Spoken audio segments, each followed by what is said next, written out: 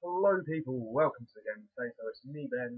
I'm sorry I haven't done a video in a while, but I've been busy doing games and nation stuff, busy doing school stuff, busy.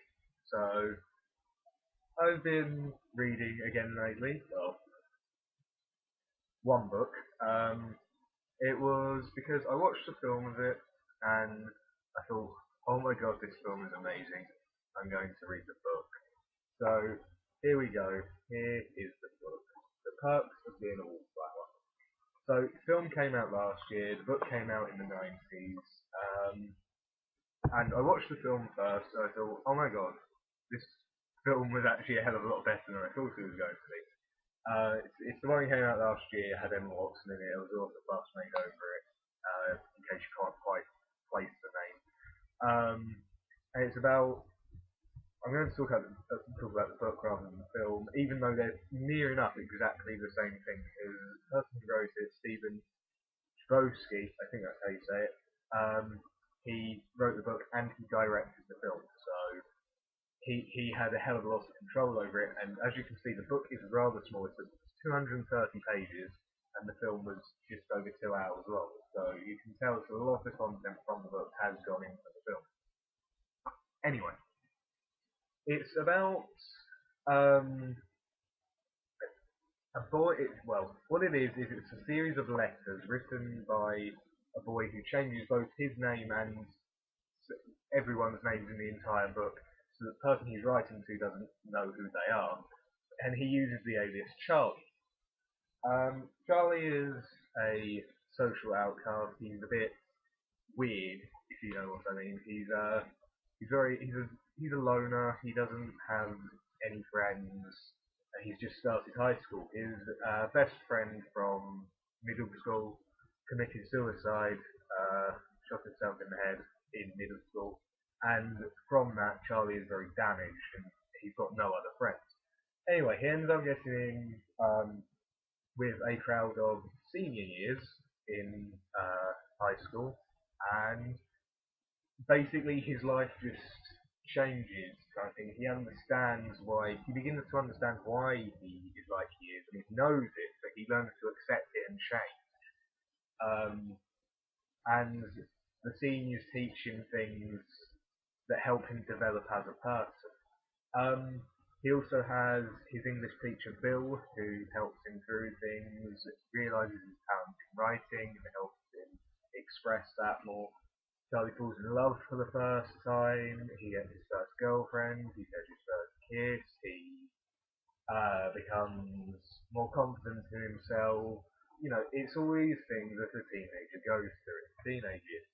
And it was a very interesting viewpoint to see it from someone who, I mean, the reason why it's called The Perks of Being a Wallflower is because he's explaining that I didn't actually know what a wallflower was. Kind of like in the sense, I know it's a flower that grows on a wall, but I didn't get what it meant in the sense that they were talking about it until I read the book.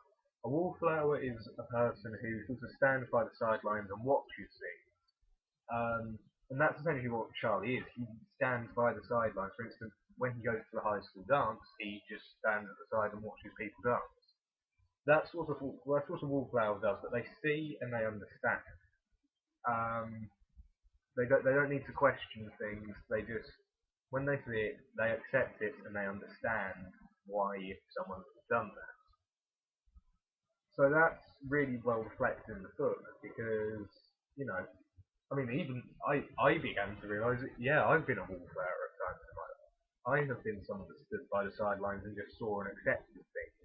I know people who have been like that. I know I can relate to every single character in this book. I can name someone who resembles each character in this book. This book, you know, I think, and from a lot of people I know who have read it, they have said exactly the same things, that they can take people they know and apply them to characters in this book. So this book does become very personal if you understand the characters and the way they develop, the way they are. I think you can really sort of take them and put them into real people, if you know what I mean.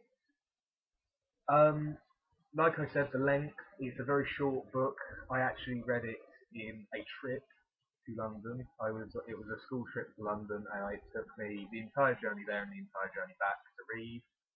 Um, However, that entire time I literally could not put the book down, partly because there wasn't anything else to look at on the way to London besides fields and construction sites and motorways, but you know, it it was literally one of them books that you genuinely can't put down because it was just so good. There is one problem I do have with the book, besides the length of it, and that is how it's written. I mean, it's not a bad thing. It is a very unique concept. I haven't seen that before. It's like I said earlier. It's written as if Charlie is writing letters to people. Like it's Charlie writing letters to this person who is never named. You almost assume it's you that he is writing to you person. Um, the problem with this is sometimes, especially at the beginning of the book, it can sometimes be a bit hard to understand what he's saying because of the way he writes. You quickly, very early on, before the end of the first part of the book, you end up beginning to understand how he writes, what he means when he's writing something, stuff like that. Um, the length is another issue. It takes place over a year, and 230 pages for a year doesn't seem like a lot. In the film, okay, 2 hours for a school year, that's pretty standard for a lot of high school films. I mean, I know American Pie, that takes place over a year, I think, and that was, what, an hour and a half, so, that contained quite a lot. I mean, American Pie didn't actually contain a lot. The film of this, it contained it stuck very true to the book. So literally, if you were to read the book and watch the film, you would be near enough doing exactly the same thing. So if you're a film person, you want to watch the film, go ahead. You're not missing out on anything. There are a couple of details which I've gone into in further detail in the book, but then again, there are a few details in the film which we've gone into more in the film rather than in the book, which I thought was a little bit weird, but hey. Anyway, that's the perks of being a wallflower. Like I said, like I've done in my previous book review, this isn't really a review. This is some kind of recommendation kind of thing that you should be reading this book because it is damn good. Or watching the film because the film is damn good as well. So, thank you for watching. Oh, I also forgot to mention my favourite book now. Giant recommendation. So, thanks for watching. Please rate, comment, subscribe, check out my other stuff, and once again, thanks.